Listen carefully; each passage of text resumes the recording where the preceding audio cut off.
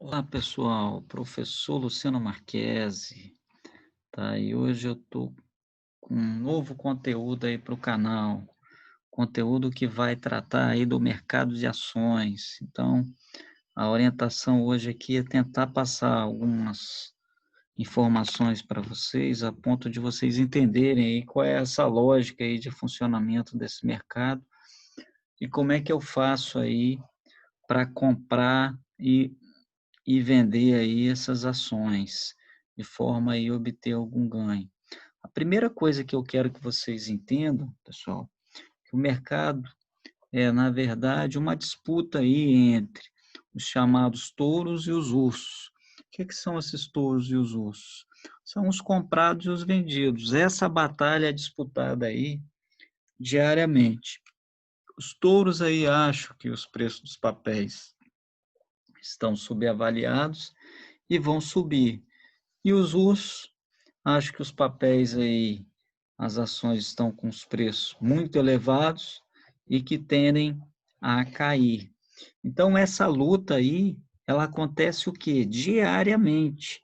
Para demonstrar isso aí, eu coloquei aí o próximo slide, onde a gente consegue visualizar aí o preço da Petrobras. Então, tá aqui, ó, pregão do dia 20/17 até o dia 24, onde a ação da Petrobras aí sai da casa dos R$ 15, vai subindo, sobe até 17,40, tá?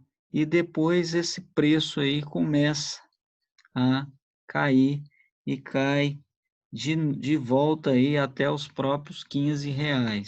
Então essa batalha, pessoal, essa oscilação de preços aqui, ela acontece que diariamente, enquanto o pregão aí estiver funcionando. Por quê? Porque dentro do mercado, você tem técnicas aí para obter ganhos financeiros através da venda aí de ações. Então não se iludam, tá? Mercado em alta, mercado em baixa ou mercado de lado, seguramente vai ter aí algum agente que vai estar ganhando dinheiro aí nesse mercado. E é um mercado, pessoal, onde se negocia muito, mas muito dinheiro mesmo, tá? Para vocês terem ideia, eu coloquei aqui nesse slide, tá, o volume aí que é negociado em operações do mini índice, são os mini contratos aí, tá? Então aqui, ó, eu tenho lá o volume. O volume me dá a quantidade de recursos aí que é negociado no dia, ó. Então foram 170 bilhões de reais aí negociados nesse dia. Um número de negócio aí de 3.371.915, tá? Negócios somente com mini índices realizados nesse dia, tá? E a variação, pessoal, ela foi muito significativa. Então, a gente saiu aí de uma mínima de 76.780 pontos para uma máxima aí de 80.455 pontos. Então, a variação muito, mas muito significativo. Isso significa o quê? Volatilidade no mercado, nervosismo, significa aí uma briga ferrenha aí entre os touros e os ursos, tá? Eu falei desses contratos aí, mas a bolsa não se resume apenas aí a esses contratos. A gente também tem aí negócios com ações, e esses negócios aí com ações, eles também são muito significativos, tá? Para demonstrar isso, eu coloquei aí o próximo slide aí, onde eu tenho aí volume negociado da ação da Petrobras, está aqui, ó, Petro 4. Então, só nesse dia, eu tive aí um volume negociado de 2.110 bilhões de reais em Petrobras, pessoal. Um volume aí bastante significativo aí para Petrobras, pessoal. Tá? Foram 129.646 negócios. E a ação da Petrobras, somente nesse dia, girou aí aproximadamente R$ 1. Ó. Ela saiu de uma mínima de 15,34 para uma máxima de 16,33. Então, os touros e os ursos aí ficaram girando aí esses ativos aí, provocando aí essa variação. Vamos ver o outro papel, ó, Vale, que também tem um grande volume aí de liquidez, um grande volume negociado. Volume negociado nesse dia, 1.240 bilhões, pessoal, negociados aí em Vale, tá?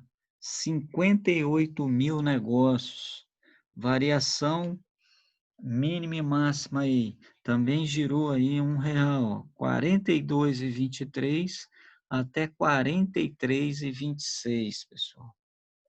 Tá? Vou pegar o outro papel para encerrar aí. Itaú, tá? Então, Itaú, eu tive lá nesse pregão aí um volume negociado de 642 milhões, tá? Total de negócios realizados no dia, 66.766. Então, diariamente, pessoal, é o que é uma batalha ferrenha aí entre os touros e os ursos, tá? Por quê?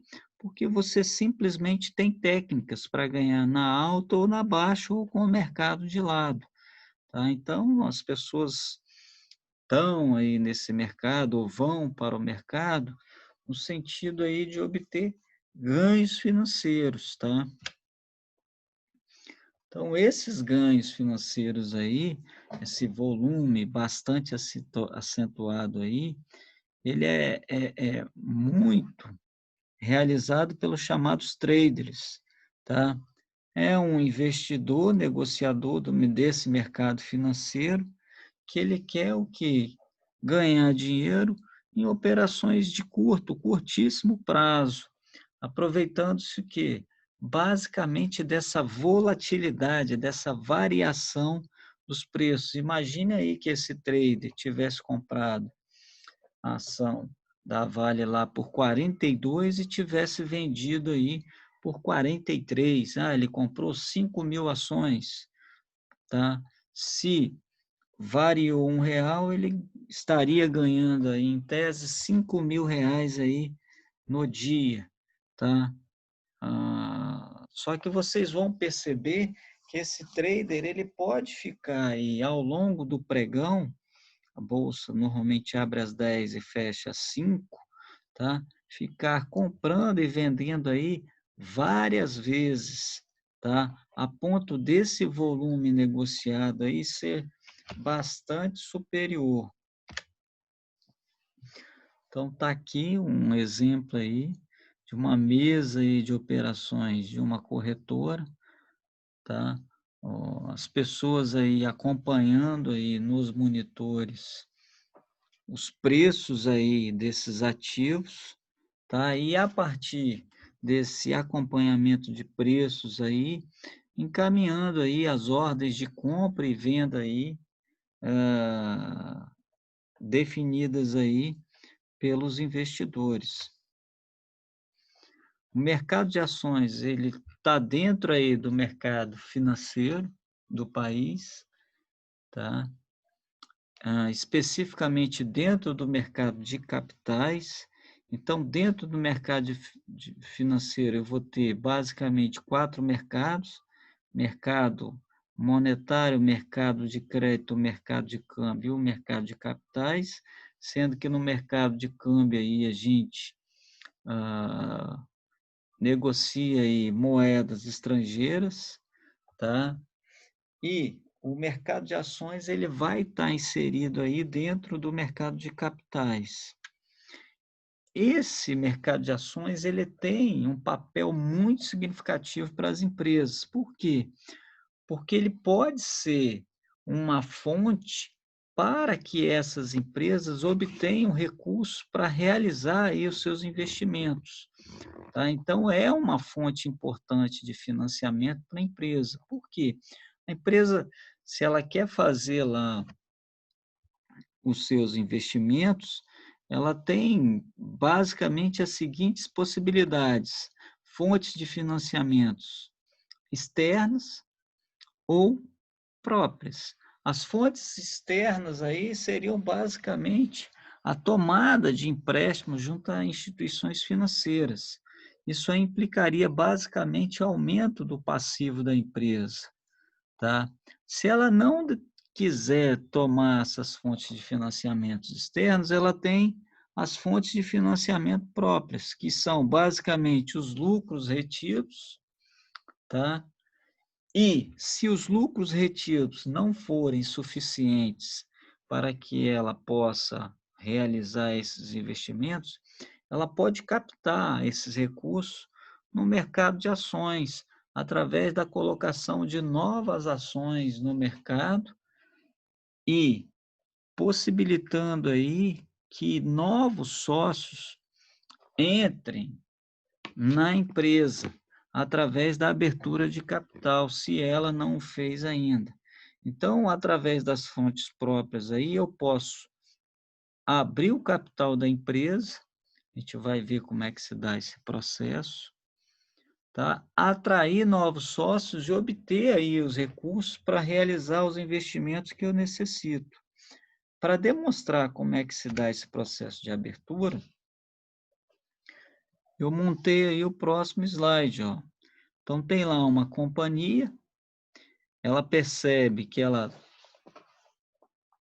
necessita de recursos para realizar o investimento, então ela decide aí captar recursos através da emissão de ações. Então, ela contrata um banco de investimento, esse banco vai ser responsável por coordenar aí o chamado IPO, que é a abertura aí do capital aí dessa empresa.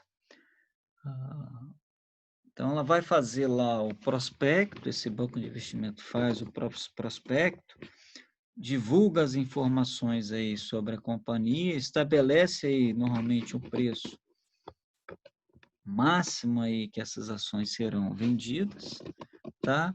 E os investidores, as pessoas físicas ou jurídicas que têm interesse, aportam recursos para comprar essas ações.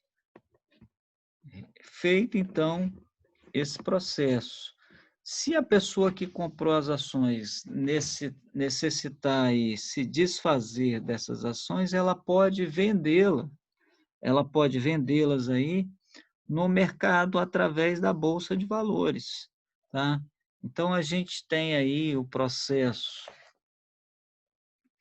de abertura aí do capital de uma companhia que é coordenado aí por um banco de investimento ou por uma corretora ou por um grande banco. Os investidores interessados compram essas ações, isso aí se dá no que a gente chama de mercado primário. Uma vez compradas essas ações, elas podem ser negociadas no mercado secundário, que é o mercado aí de bolsa de valores. Como exemplo aí, eu dei aqui no próximo slide a abertura de capital do Banco Inter, tá? Onde o banco conseguiu captar 722 milhões de reais e destes 722 milhões, 541 milhões foram colocados dentro da empresa para que ela tivesse fôlego aí para ampliar aí os seus investimentos. E 180 milhões, já que era uma empresa de capital fechado, acabou ficando aí com os antigos donos aí da empresa. Esses donos agora, eles passaram a ter o quê? Novos sócios aí da empresa. Eles continuam tendo aí o poder aí para conduzir a empresa, só que agora eles já não detêm mais 100% do capital social dessa empresa. Por quê? Porque ele foi aberto, tá? A gente está falando aí de mercado de ações, mas o que que vem a ser esse mercado de ações? É basicamente uma fração do capital social da empresa. Então, quando você compra uma ação, é como se você fosse dono de um pedacinho daquela empresa. E esse pedacinho ele vai ser maior ou menor em função da quantidade de ações aí que você tem dessa empresa, tá? E eu tenho aqui no país, pessoal, a possibilidade de ser sócio aí de uma série de empresas. Eu coloquei aqui um quadrinho aí onde vocês conseguem visualizar algumas das empresas aí que possuem ações negociadas na Bolsa de Valores. Então, eu tenho lá o setor bancário, Itaú, tenho Bradesco, tenho Banco do Brasil, tenho Santander, tá? Setor de aviação, eu vou ter a Gol, vou ter a Azul. O setor de energia, vou ter a EDP. Setor de construção civil, MRV, enfim, eu tenho muitas empresas negociadas na bolsa de valores dos mais variados segmentos. Então, isso abre uma possibilidade aí para as pessoas físicas e jurídicas aí serem sócias de diversas companhias de diferentes áreas, tá? Então, isso é muito aí, muito, mas muito interessante mesmo. Basicamente, nós temos dois tipos de ações: as ações ordinárias e as ações preferenciais. A diferença básica entre uma e outra é que as ações preferenciais você tem preferência na distribuição dos dividendos. E as ações ordinárias você também recebe dividendos, tá? Só que de posse delas aí, em função do número de ações ordinárias que você tem, você passa a ter direito a voto nas assembleias de acionistas. Então, quanto maior o volume de ações ordinárias que você tem aí, maior é o poder de voto que você tem na assembleia. E é a assembleia de acionistas que toma aí diversas decisões, por exemplo, como definir o percentual de lucro, caso a empresa tenha, que vai ser distribuído para os sócios, tá? Enfim, você tem lá uma série de prerrogativas e de vantagens aí, tendo aí ação ordinária de uma empresa. Como é que se ganha aí dinheiro com o mercado de ações? Ou quais são os direitos aí que uma ação pode promover aí para quem a tem? A primeira possibilidade aí de obter ganhos são os chamados ganhos de capital.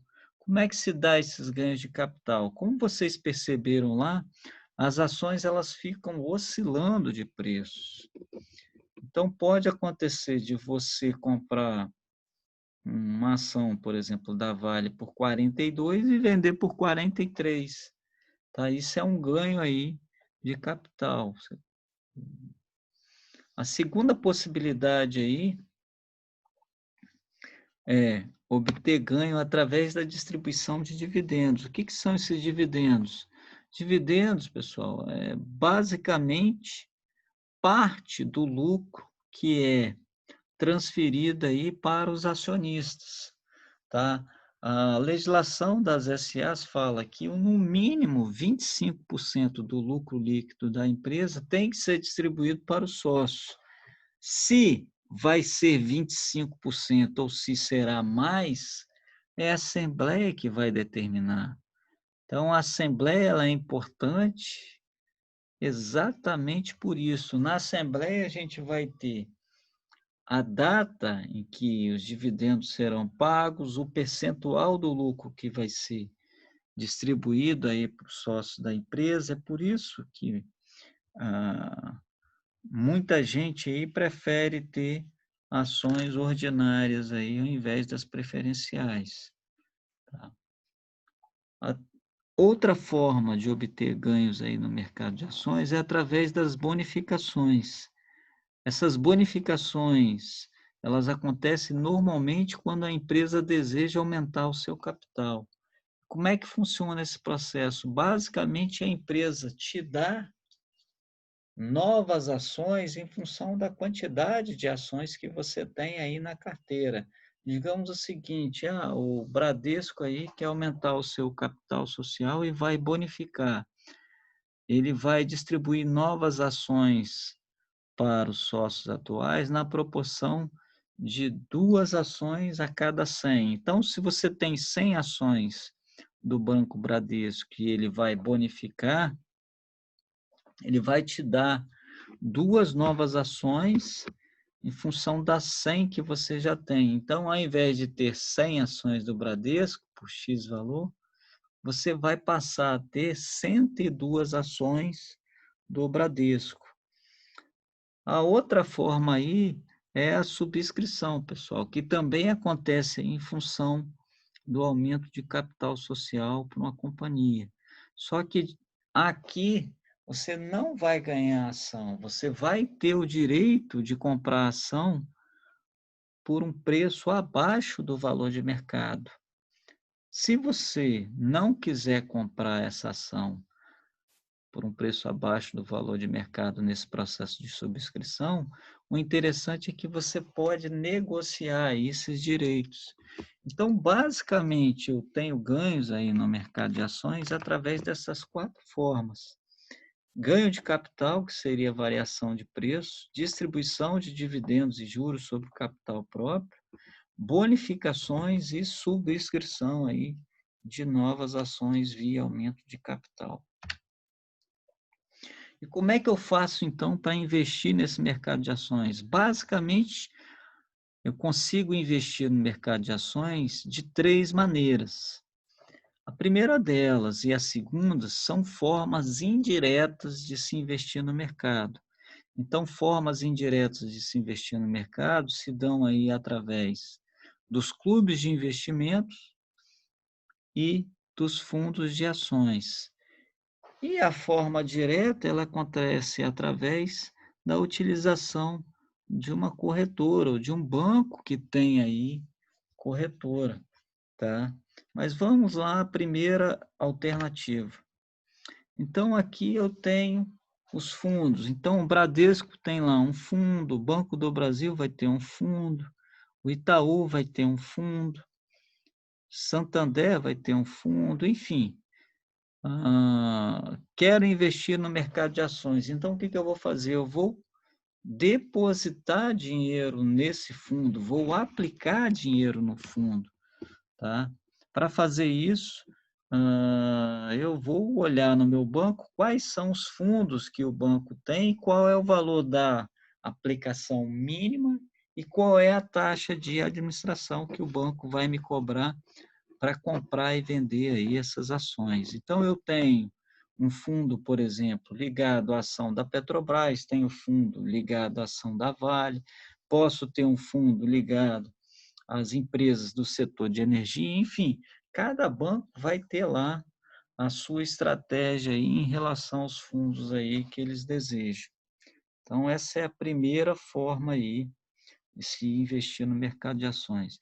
A segunda forma é através dos clubes de investimento. Então, precisa ser aí de no mínimo 3 e no máximo 50 pessoas para criar um clube para se investir aí nesse mercado. Então, a gente pode reunir aí um determinado grupo de pessoas e esse grupo de pessoas formaria aí esse clube, contrataria aí um gestor, uma corretora, para gerenciar e para coordenar todo esse processo.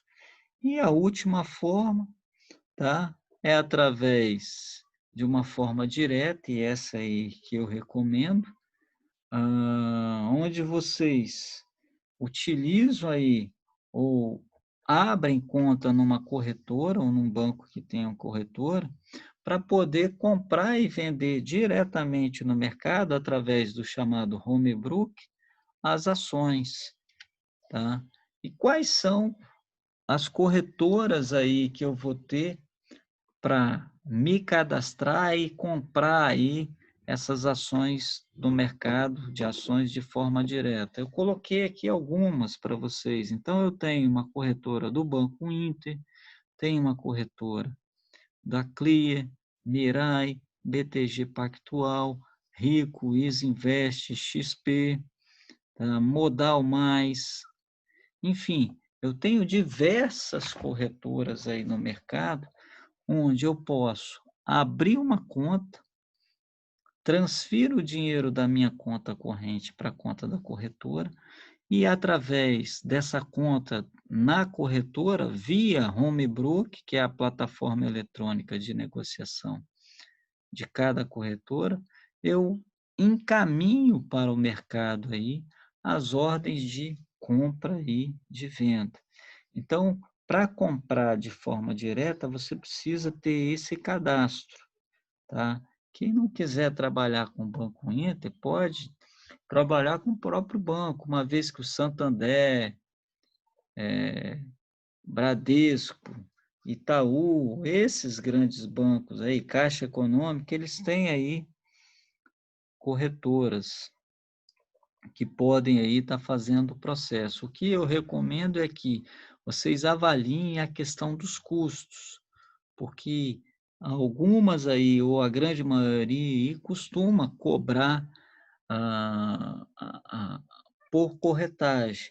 Então, se eu quero comprar uma ação lá e a corretora me cobra R$ 5 por ordem, significa que eu vou ter que pagar R$ 5 toda vez que eu for comprar aí ações no mercado ou vender, tá? Então, avalie aí os custos que cada corretora aí cobra aí dos seus clientes.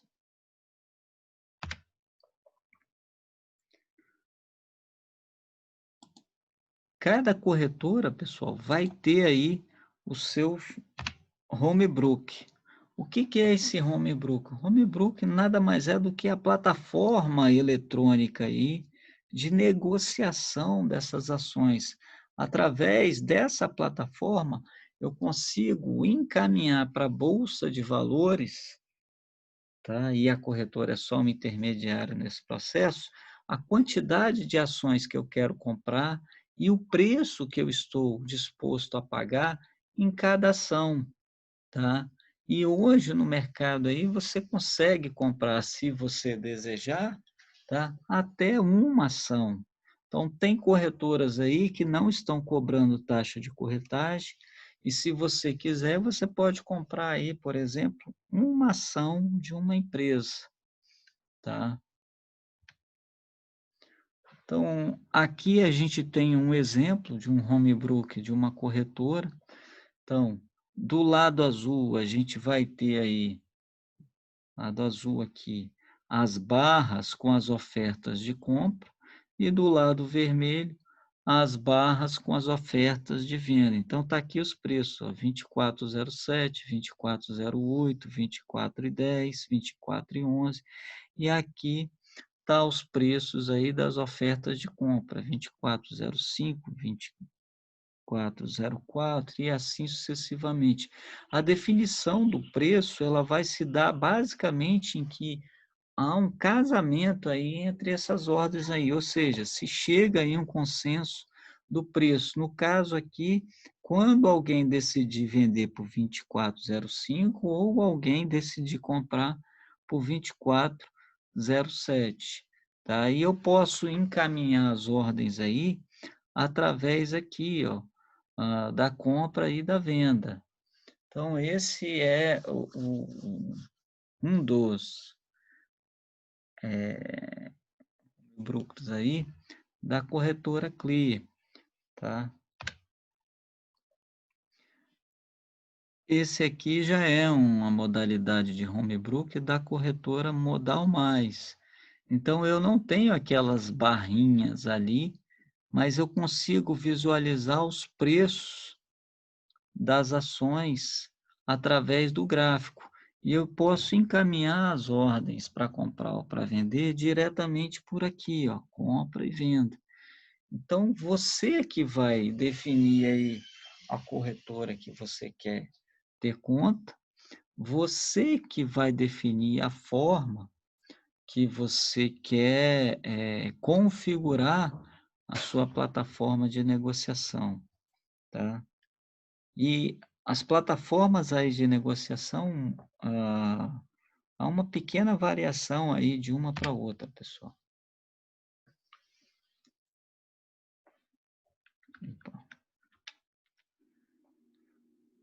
Então eu já conheço aí as corretoras, já sei que para comprar ou para vender ações eu preciso me cadastrar na corretora, mas qual ação que eu vou comprar? Como é que eu vou saber disso?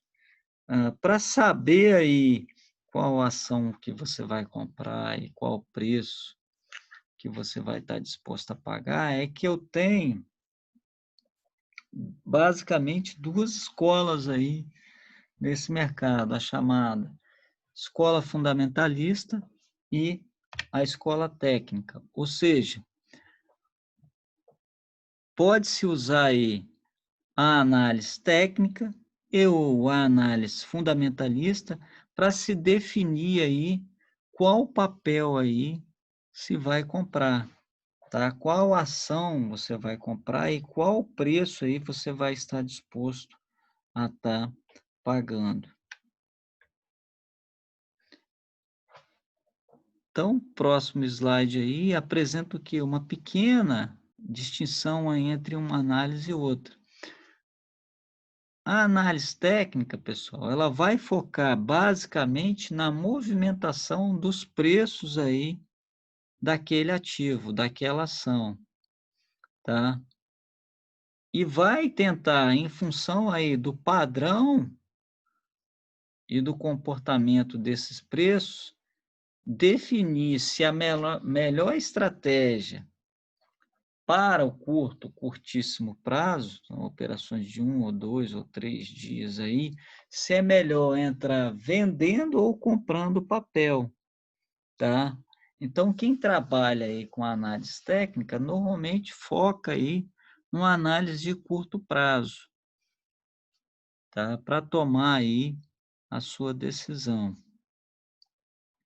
Já aqueles investidores aí que trabalham aí com a análise fundamentalista, eles vão ter uma visão maior do que essa visão de curto prazo. Eles estão pensando aí no médio e no longo prazo e eles não vão estar muito preocupados com essa variação diária aí dos preços aí desses ativos.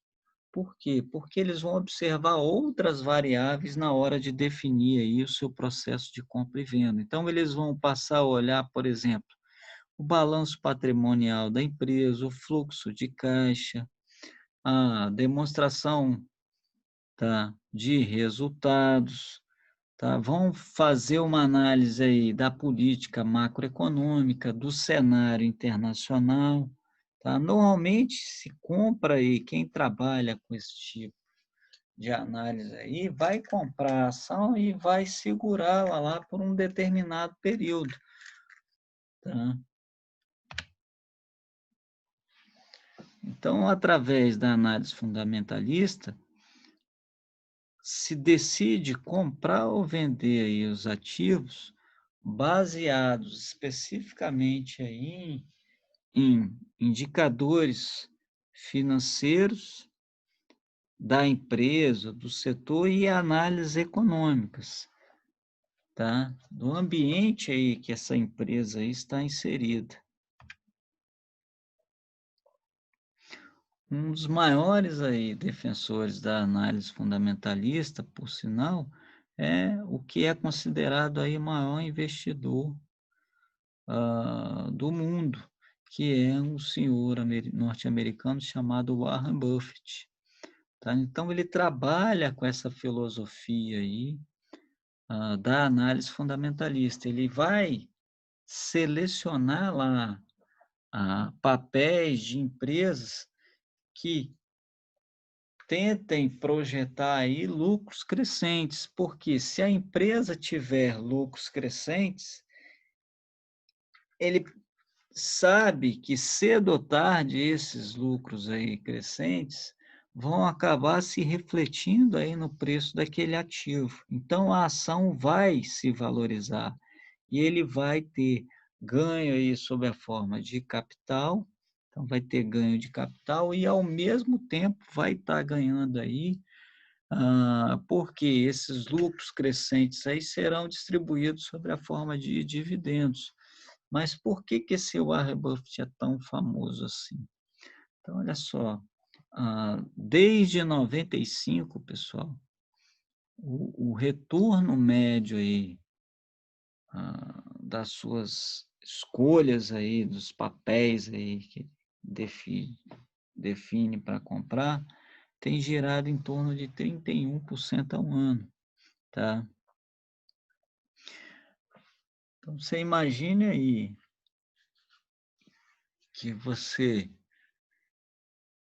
consegue obter por ano e por um período superior aí a 15 anos, uma rentabilidade anual aí próxima a 31%. Isso implica aí dobrar o seu capital no período inferior a 3 anos. Então é muito, muito poderoso aí. Para vocês terem ideia aí, ó, 10.000 investidos com Buffett em 65, foi o período aí que ele começou aí, estariam valendo mais de 28 milhões, tá? Então, US$ 10.000 aí investidos em 65, valendo 28 milhões. Por quê? Porque ele soube aí selecionar esses ativos aí se valorizados. Alguma das empresas aí que ele fez as apostas aí, que ele comprou Coca-Cola, Gillette, Disney.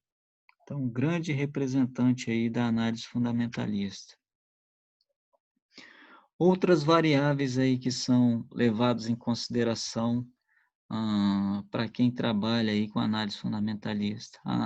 Um ambiente macroeconômico é importante, então vai se avaliar aí o nível de atividade econômica do país, o PIB, a questão do nível de emprego, processo de distribuição de renda, você vai trabalhar com indicadores aí relacionados ao índice de preços, tá? Taxa de juros aí, expectativa dessa taxa de juros, mercado de câmbio, taxa de câmbio, então é levado em consideração.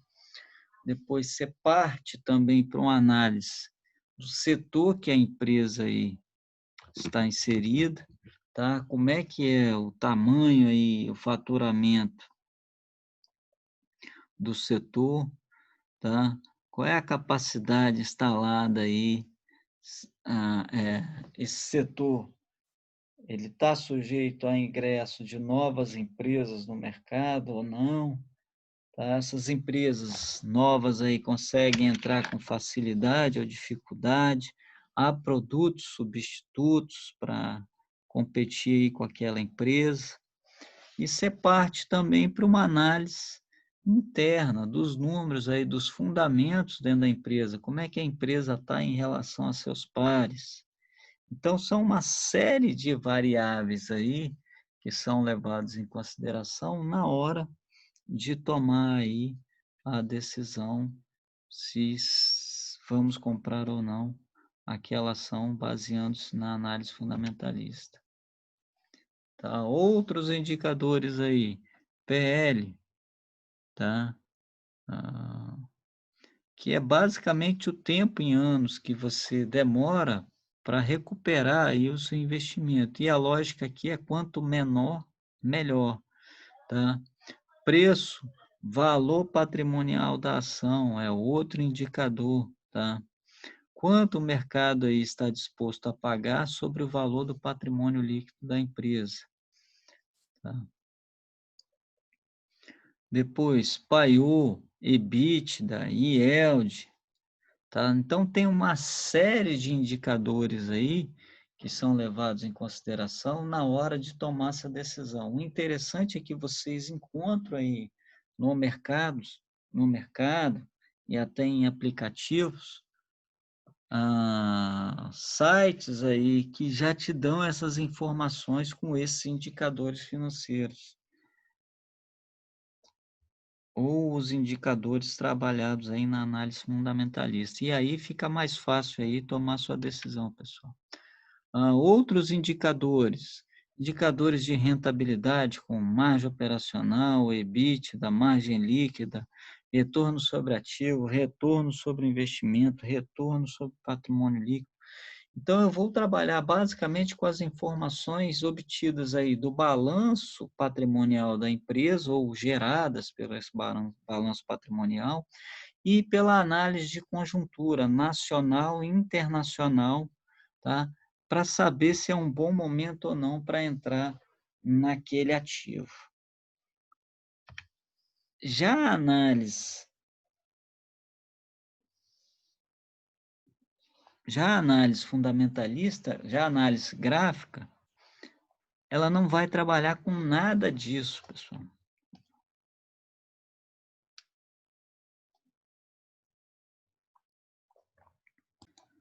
Então, uma prova aí da visão de Buffett era a seguinte, ó, eu vou tentar comprar aí as ações de empresas que projetem lucros crescentes. Se isso acontecer, o mercado automaticamente vai saber reprecificar esse ativo aí que eu escolhi. Então, eu coloquei aqui nesse slide, em azul, que você tem o lucro, perdão, em vermelho aí, o lucro líquido obtido pelo Itaú, ó. Então, o lucro líquido crescente. O que que vai acontecer com o preço do ativo? Se o lucro está crescendo, e essa era a filosofia do Warren Buffett aí, tentar selecionar no mercado empresas cujos lucros sejam crescentes, tá? O preço do papel ele também acompanhou e subiu. Então, esse ativo aí saiu de um preço abaixo de 10 e no período aí de 10, 11 anos ele foi para 70, tá? Por quê? Refletiu aí aquela visão do Warren Buffett. Eu vou tentar selecionar do mercado os ativos aí de empresas cujos lucros sejam crescentes, que cedo ou tarde o mercado, tá, vai enxergar aí que aquela é uma boa empresa. Muito embora aí esses preços aí possam cair em determinados momentos, e de fato aconteceu, ó, caiu aqui, depois subiu, caiu aqui, subiu, caiu aqui, subiu, caiu aqui, mas no geral, tá? Lucros crescentes, preços crescentes. Já a análise técnica não trabalha com isso aí, tá? A análise técnica vai decidir aí entre a compra e a venda aí dos papéis, basicamente em função dos padrões gráficos e valores aí desses indicadores técnicos. Então, é basicamente observar o comportamento dos preços. Através aí do comportamento dos preços, eu vou conseguir identificar se é o momento ou não para comprar aí aquele ativo. Lembrando sempre que também há possibilidade de ganho na queda, pessoal, tá? quem trabalha com análise fundamentalista, como é longo prazo, você não vai enxergar isso aí. Mas na análise gráfica, que é uma posição de curto prazo, sim. Então, dentro da análise gráfica, eu tenho lá uma série de ferramentas, pessoal. Então, uma das ferramentas aí é suporte e resistência. Então, na linha preta aqui eu tenho os preços, ó, caiu, o preço do papel caiu, bateu nesse patamar aqui, a força compradora foi tão grande que impediu o papel de cair mais. Aí subiu, bateu nesse patamar de preços aqui, a força vendedora foi tão grande que impediu o papel de subir mais. Depois caiu de novo, tá? Novamente, naquele patamar de preço, a força compradora é tão grande que impede o papel de cair de preço. Subiu, caiu de novo, não conseguiu romper aí. Então, eu tenho aí o chamado suporte, onde há uma força compradora muito grande que impede aí, ou tenta limitar o papel de cair abaixo daquele patamar de preço, e as resistências, tá? Que são os padrões aí onde os preços são elevados e a força vendedora é muito grande e normalmente impede o papel de subir um pouco mais. Agora, obviamente, esse suporte, essa resistência, eles podem ser rompidos. E é o que acontece, pessoal. Suporte perdido, o papel vai continuar caindo. Resistência rompida, o papel vai continuar subindo. E assim sucessivamente. Tá? Então, duas figuras importantes dentro da análise técnica aí, suporte e resistência. Outra figura importante é a linha de tendência. Então, tá aqui, ó, cada velinha dessa indica aí o preço. Então, a gente está no patamar aí, numa tendência de alta. Os preços estão subindo, ó, 25, 26, 27 e assim sucessivamente. Tá? É uma tendência. Então, quem opera aí com análise gráfica sabe que não é recomendável ir contra a tendência, você tem que ir a favor da tendência.